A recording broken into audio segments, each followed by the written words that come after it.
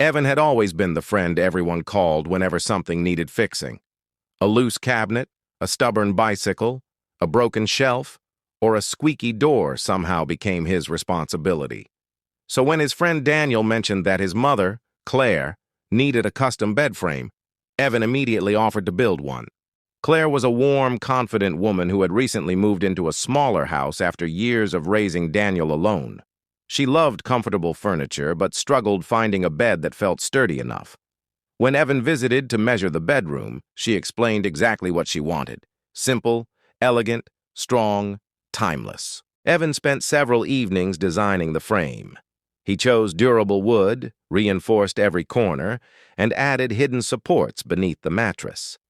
Claire occasionally stopped by his workshop to see the progress, bringing coffee and asking thoughtful questions.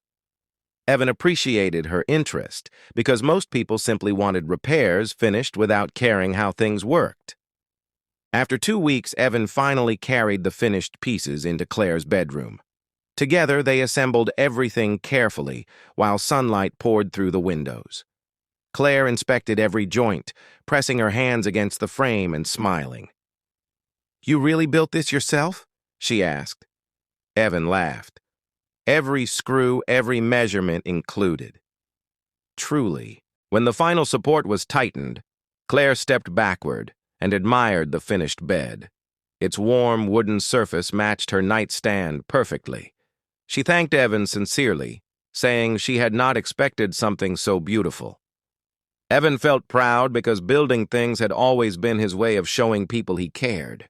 Then Claire smiled mischievously and said, "We should test it. Care to help?" Evan froze for half a second, surprised by the wording. Claire immediately laughed when she saw his expression. "I mean the frame, Evan. Don't look so terrified." He laughed too, realizing his imagination had briefly misunderstood her. They both sat carefully on opposite sides of the mattress, listening for creaks or movement. Nothing happened. Claire bounced lightly once, then twice, testing the support. Evan checked the frame underneath.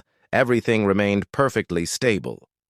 "Looks like your engineering passed," Claire announced. Evan smiled proudly and knocked the frame again. Claire then leaned back comfortably against the pillows and said the bed felt wonderful. Evan relaxed, pleased that his work had succeeded. They began talking about things, including Daniel's upcoming birthday, Claire's garden, and Evan's plans to expand his small furniture business. The conversation felt easy because friendship replaced awkwardness. Over the next month, Claire became one of Evan's biggest supporters. She recommended his work to neighbors and encouraged him to photograph his furniture professionally. Several new customers contacted him because of her recommendations. Evan realized Claire wasn't complimenting his craftsmanship. She genuinely believed he possessed a talent worth developing. One afternoon, Evan delivered a small bookshelf to Claire's living room. She had designed the arrangement herself, placing family photographs between novels and plants. Evan noticed a framed picture of Daniel as a child and smiled.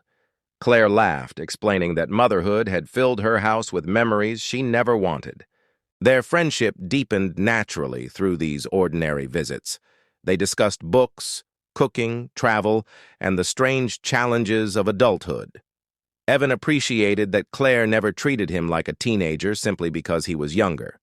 She respected his work, listened to his ideas, and offered advice without making him feel unimportant. Daniel eventually noticed how often Evan visited his mother's house. One evening, he jokingly asked, "Are you secretly charging her extra just to spend more time here?" Evan laughed and explained everything. Daniel smiled, relieved. He trusted Evan completely and knew his mother valued the friendship deeply and completely trusted. Claire later admitted that having Evan around had helped her feel less alone after moving. She had spent years caring for everyone else, and suddenly having an adult friend who noticed small things meant a great deal. Evan understood because he had also experienced periods when support arrived unexpectedly. When Claire's garden fence broke during a storm, Evan repaired it without asking for payment. Claire protested, but Evan refused. "You've sent me enough customers to keep me busy for months," he said. "Let me return the favor." Claire smiled and promised to bring dinner instead. Their friendship remained balanced. One evening, Claire invited Evan and Daniel for dinner. Afterward, they sat around the table discussing Evan's growing furniture business. Daniel suggested creating custom designs online, while Claire encouraged him to document the stories behind each piece.